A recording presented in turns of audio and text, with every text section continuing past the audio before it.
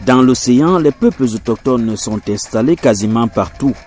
On les retrouve dans la forêt, mais aussi beaucoup se sont rapprochés des axes routiers et cohabitent pacifiquement avec les Bantous.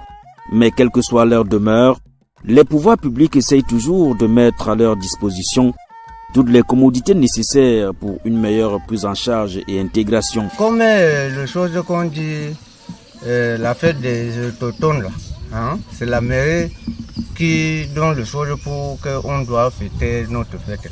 Le ministère des Affaires sociales a fait l'identification des actes de naissance pour les enfants autochtones. Le plus a été fait par une société là. Par rapport à moi, le leader, qui est d'abord entré dans l'église et j'ai conduit mes frères d'être à l'église aussi. Ce campement pygmée situé à Lendi, à la périphérie de Kribi, dispose d'une école et est dirigé par une Bagueli. Après avoir fini les études ici, on les envoie à l'école primaire.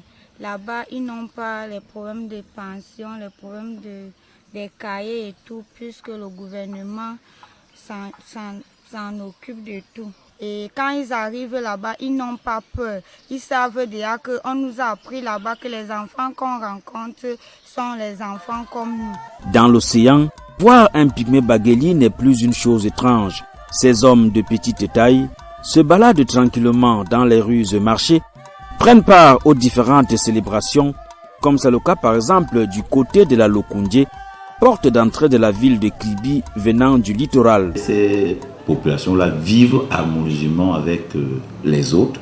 Nous participons tous dans les grandes fêtes. Les 8 mars, ils sont avec nous. Le 20 mai, comme il arrive là, ils seront toujours avec nous.